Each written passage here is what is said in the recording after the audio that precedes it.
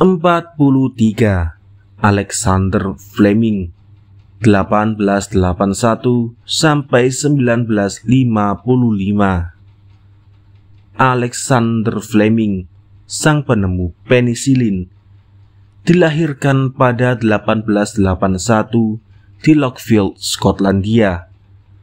Setelah lulus dari sekolah kedokteran St. Mary Hospital di London, Fleming bergelut dengan riset kekebalan tubuh.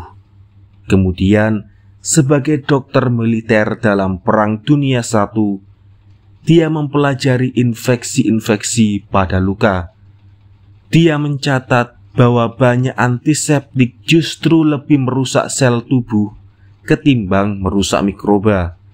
Dia menyadari bahwa yang diperlukan adalah sebuah zat yang mampu mematikan bakteri dan juga sekaligus aman bagi sel tubuh manusia.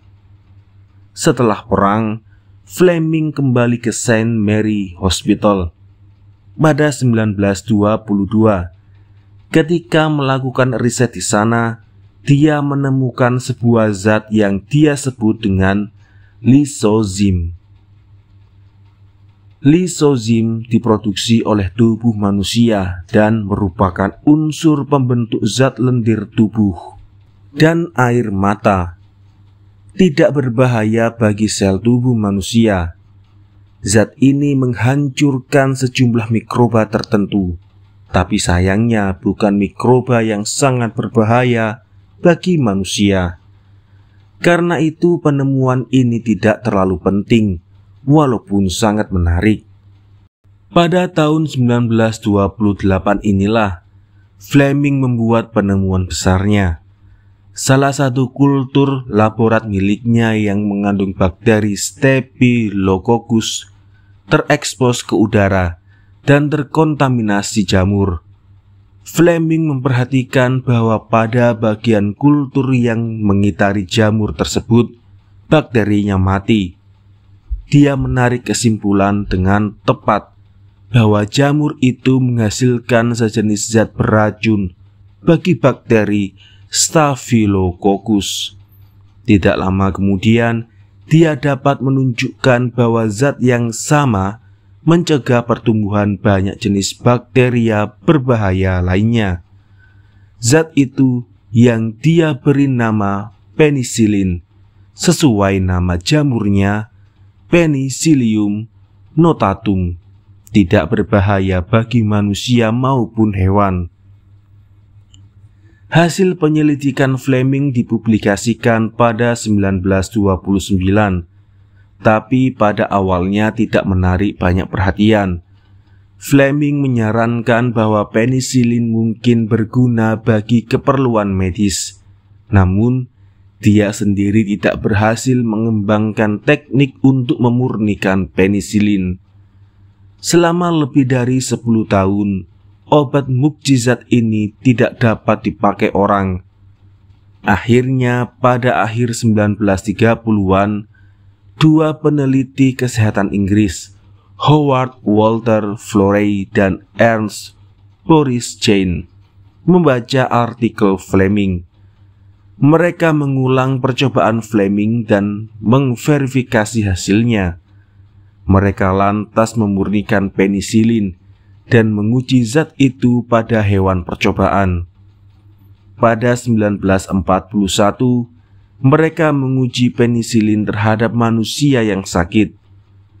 Pengujian mereka jelas menunjukkan bahwa obat baru ini memiliki potensi luar biasa.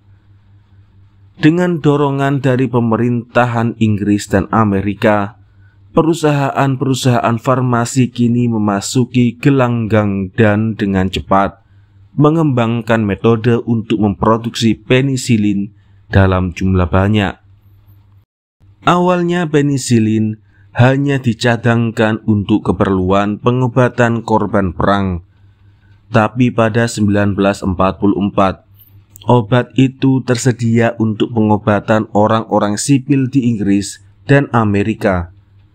Ketika perang berakhir pada 1945, penggunaan penisilin telah menyebar ke seluruh dunia. Penemuan penisilin merupakan rangsangan terbesar untuk mencari antibiotik lainnya, dan bahwa riset-riset itu telah menghasilkan banyak penemuan obat mukjizat lainnya.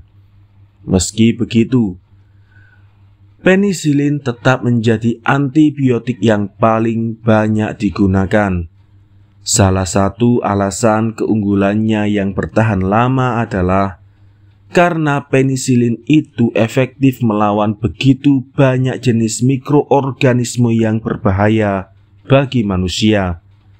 Obat ini berguna dalam pengobatan sipilis, kencing nanah, jengkering dan difteri, serta beberapa bentuk artritis, bronkitis, meningitis, keracunan darah, borok, infeksi tulang, paru-paru basah, gangren, dan berbagai penyakit lainnya. Keunggulan penisilin lainnya adalah margin keamanan penggunaannya. Dosis 50.000 unit penisilin cukup efektif untuk melawan sejumlah infeksi. Namun injeksi 100 juta unit penisilin dalam sehari pernah diberikan tanpa efek samping yang merugikan.